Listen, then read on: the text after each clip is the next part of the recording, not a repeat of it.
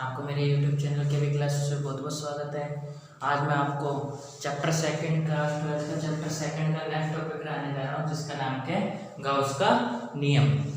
आप देखो, ये गाउस का नियम समझने के लिए इससे पहले मैंने आपको विद्युत फ्लक्स के इससे जस्ट पहले वाले वीडियो में विद्युत फ्लक्स के बारे में बताया था। अगर आपने वो नहीं देखा तो उस वीडियो को देख लो, अन्यथा ये आपको समझ में नहीं आएगा। देखो, गाउस का नियम क्या है? गाउस का नियम क्या कहता है? कोई भी हम काल्पनिक बंद पृष्ठ लेंगे, जो भी काल्पनिक बंद पृष्ठ होगा उसमें विद्युत फ्लक्स का नाम मान क्या है, कुल आवेश मतलब सिग्मा क्यू, और उसके एप्सिलॉन नॉट की विद्युतशीलता के बराबर। क्या कहना चाहता है? देखो, ये कोई भी एक बंद पृष्ठ है, ये बंद पृष्ठ है, ठीक है। इसमें भिन्न भिन्न आवेश, एक आवेश ये रहा Q1, एक यहाँ Q2 रखा है, यहाँ Q3 रखा है और यहाँ Q4 रखा है। अब ये क्या कह रहा है, ये जो आवेश है, और यहाँ मैंने बाहर कोई भी आवेश क्या रख दिया, Q5 रख दिया, ठीक है।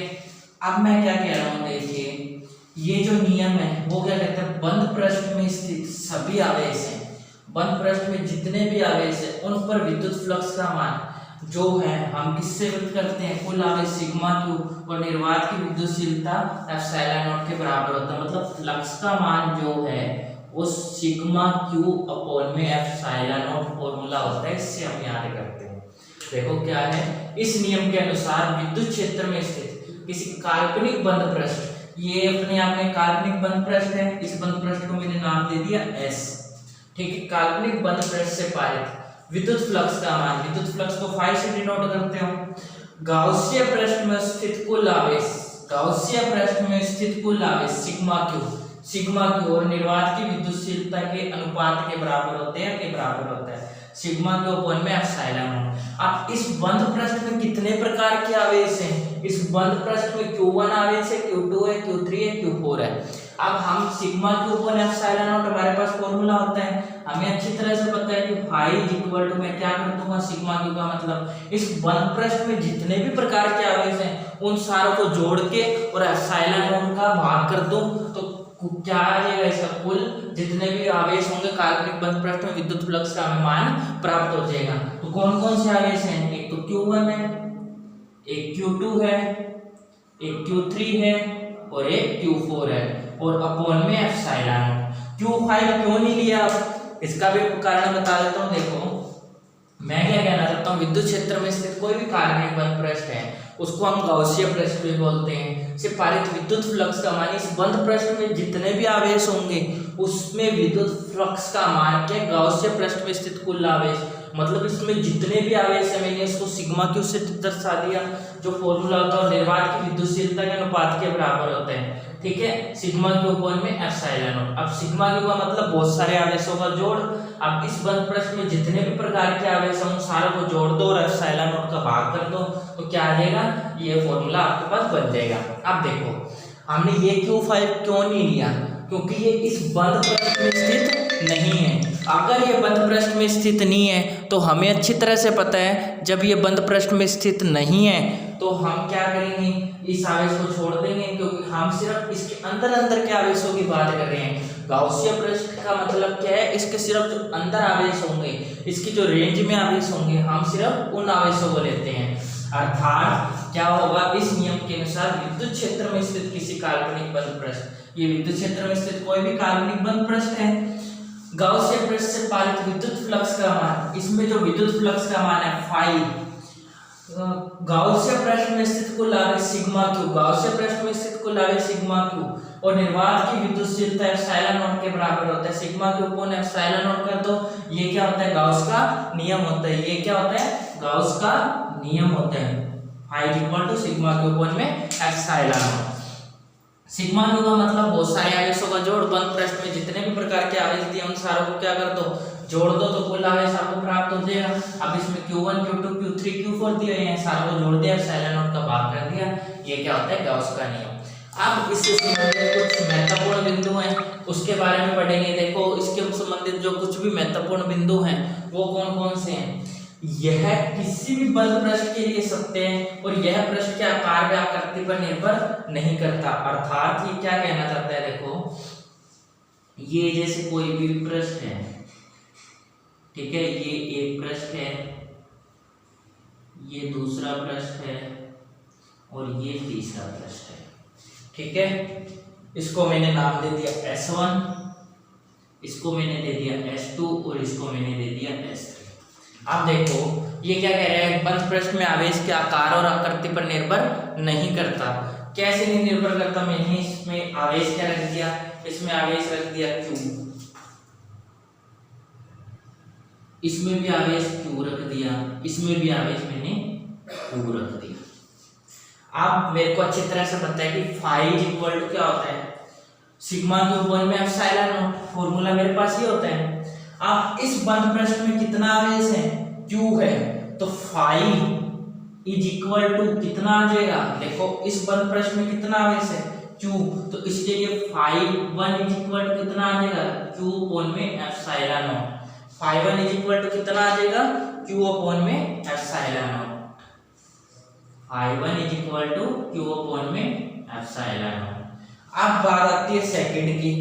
सेकंड के लिए क्या आ जाएगा, फाई 2 इज इक्वल टू, आवेश कितना है Q, फॉर्मूला क्या होता है sigma Q upon epsilon not, तो इसके लिए क्या आ जाएगा Q अपॉन एप्सिलॉन नॉट। इस आकृति में भी क्या है, Q आवेश है, formula sigma Q upon epsilon not, इसके लिए फाई 3 क्या आ जाएगा Q अपॉन में एप्सिलॉन नॉट। अर्थात मैं क्या कहना चाहता हूँ, फाई 1 इक्वल किसके है, फाई 2 के इक्वल किसके है, फाई 3 के। Phi 1 is equal to phi 2 is equal to phi 3।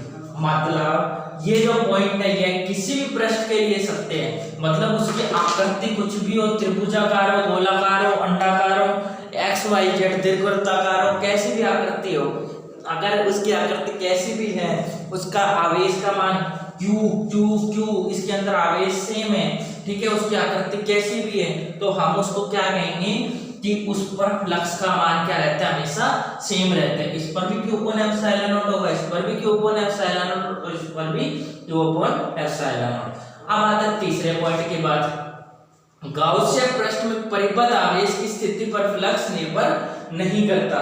मतलब ये क्या कहना चाहता है, देखो यहां आवेश इस पॉइंट पर स्थित है, ठीक है, एक तो डायग्राम ये रहा और एक डायग्राम ये रहा, यहां आवेश इस पॉइंट पर स्थित है।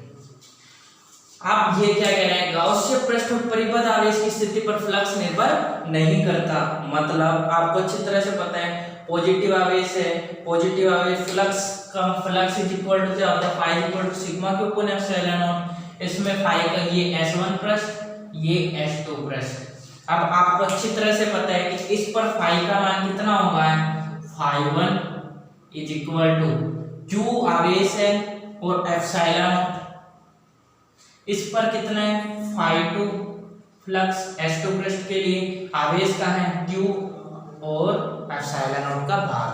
क्यों किया हमने, देखो जब हम विद्युत क्षेत्र रेखाएं खींचेंगे, इसलिए मैंने आपको कहा था कि इससे जस्ट पहले जो मैंने टॉपिक रहा है विद्युत फ्लक्स और विद्युत क्षेत्र रेखाएं, उसके बारे में जरूर पढ़ लेना इस टॉपिक से पहले। तो जब भी मैं इसमें विद्युत क्षेत्र रेखाएं खींचूंगा, इसका मतलब क्या है, ये पॉजिटिव आवेश है, ये भी पॉजिटिव आवेश है। विद्युत क्षेत्र रेखाएं क्या होगी, पॉजिटिव आवेश के कारण इससे दूर जाएगी, मतलब विद्युत क्षेत्र रेखाएं कुछ इस तरह से जाएगी, ठीक है, इसके कारण भी दूर जाएगी, ठीक है। देखिए मैं क्या कहना चाहता हूं, आपको एक एक पॉइंट क्लियर करना है। गाउसियन पृष्ठ में परिबद्ध आवेश की स्थिति पर फ्लक्स निर्भर नहीं करता। इसमें आवेश यहाँ है, ठीक है, इसमें आवेश यहाँ है, तो इसके लिए फ्लक्स का मान Q अपॉन एप्सिलॉन नॉट, इसके लिए भी Q अपॉन एप्सिलॉन नॉट। क्या कहना चाहता हूँ, पृष्ठ पर आवेश, ठीक है, आवेश की स्थिति बदल रही है, हम मानते हैं, लेकिन जो ये पृष्ठ है इसके बाउंड्री के अंदर आवेश स्थित है। इस बाउंड्री के अंदर कहीं भी आवेश स्थित हो, उस पर मान क्या आएगा, वैल्यू का मान हमेशा सेम आएगा। बाउंड्री में आवेश कहीं भी स्थित हो, अगर बाउंड्री के बाहर है तो हम उस आवेश को नहीं लेंगे, लेकिन बाउंड्री के अंदर आवेश कहीं भी स्थित हो तो उस आवेश का मान क्या होगा, Q अपॉन एप्सिलॉन नॉट होगा। Q1 दिया तो Q1 अपॉन एप्सिलॉन नॉट होगा, इसमें यहाँ स्थित है तो इसमें भी Q अपॉन एप्सिलॉन नॉट। अर्थात क्या है, आवेश कहीं भी स्थित होगा तो आवेश की स्थिति पर फ्लक्स निर्भर नहीं करता, मतलब फ्लक्स का मान क्या होगा, सेम होगा हर हालात में। ऐसा यहाँ आवेश आ गया तो फ्लक्स का मान बदल जाएगा, अगर यहाँ था तो यहाँ आ गया तो फ्लक्स का मान बदल जाएगा। ऐसा कुछ भी नहीं होता।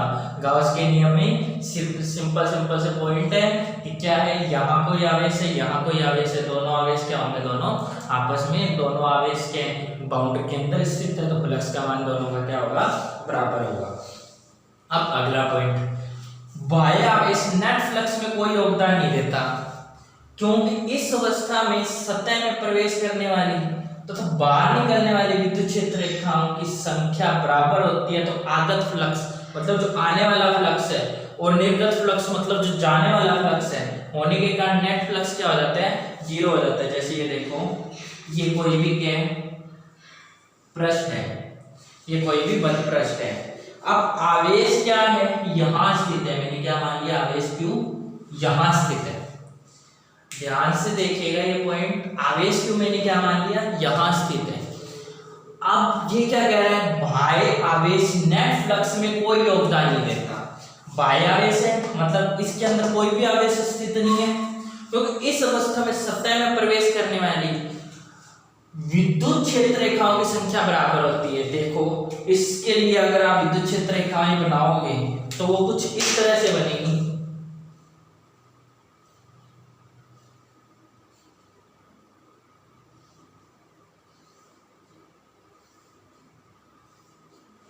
क्लियर है? देखिए मैं क्या कहना चाहता हूं, अगर आप इसके लिए कुछ भी बनाओगे तो जितनी विद्युत क्षेत्र रेखाएं इस पृष्ठ में से जा रही हैं उतनी विद्युत क्षेत्र रेखाएं इस पृष्ठ से बाहर भी निकल रही हैं।